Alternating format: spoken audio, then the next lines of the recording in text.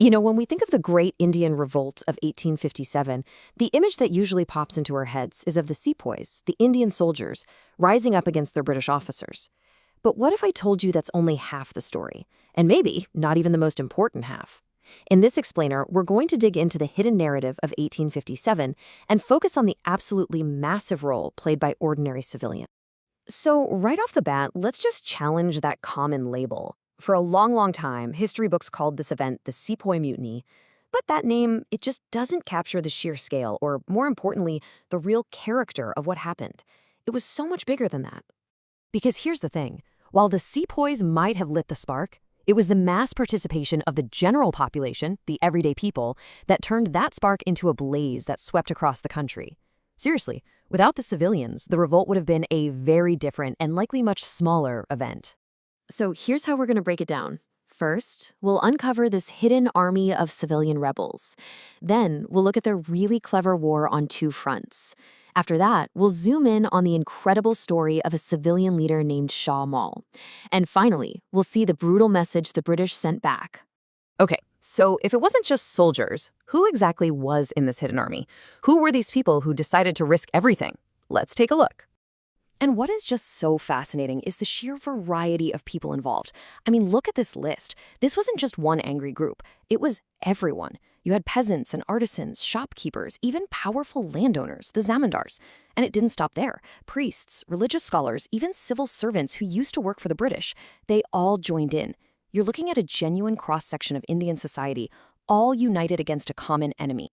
And these civilians, they weren't just fighting randomly. No, they were incredibly strategic. They were basically fighting a war on two different fronts at the same time, systematically going after the entire infrastructure of both colonial power and economic exploitation.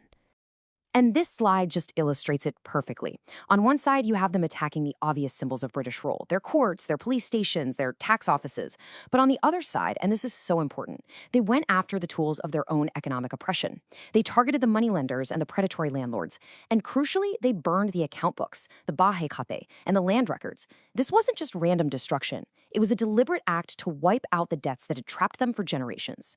It was a direct assault on the economic system that kept them poor and kept the British rich. Now, to really understand this scale, the sheer human cost of this civilian war, just look at this number.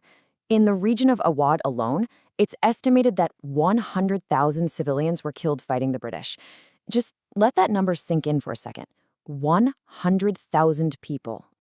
And to put that into perspective, out of about 150,000 total fighters who were killed in Awadh, a staggering 2/3 of them were civilians. Think about that. For every 3 rebels killed, 2 were ordinary people. This wasn't a military mutiny with some civilian support. No, this was a civilian war, and they were its heart and soul. Okay, to really bring this to life, let's zoom in on a powerful example that just perfectly captures this civilian leadership. Let's talk about the story of Shah Mal, a local leader from Bagpat in what is now Uttar Pradesh. His story shows us exactly how this rebellion was built from the ground up. Now, Shah Mal wasn't a king or a famous general. He was a local man from the Jat clan who moved under the cover of night, going from village to village, talking to people, and systematically building this massive coalition. He brought together the headmen and the peasants from a whole network of 84 villages, creating this huge, organized rebel force, basically from scratch. And get this, for his command center, his base of operations, he chose an incredibly powerful symbol. He took over a British irrigation bungalow right on the river Yamuna. I mean, this was a building that stood for British engineering and control. And in a brilliant act of defiance, he turned it into the nerve center of his rebellion. And this detail here is absolutely crucial. He wasn't just leading a fight. He was building a whole new government. That British bungalow became a hall of justice. He was there settling disputes, delivering judgments for the local people, effectively replacing the British system with his own. He was the law now. And look at how sophisticated his whole operation became. From this new Hall of Justice, he was running an intelligence network. He was cutting crucial British supply and communication lines between Meerut and Delhi. He was even sending his own supplies to help other rebels fighting for the emperor. This wasn't chaos. This was a functioning, parallel government. It was a direct challenge to the very idea that the British had any right to rule there. Of course, the British could not let this stand. As Shah Mal's power and influence grew, they saw him for what he was, a massive threat. And their response, well, it was designed not just to defeat him, but to send a chilling, terrifying message to every other civilian who was even thinking of resisting. The retaliation was swift, and it was just unspeakably brutal. In early July, Shah Mal was killed in battle. But for the British, his death wasn't nearly enough. His body was then dismembered, and on July 21st, his severed head was put on public display for everyone to see. And let's be crystal clear about why they did this. This was not just about punishing one man. This was calculated, cold-blooded psychological warfare.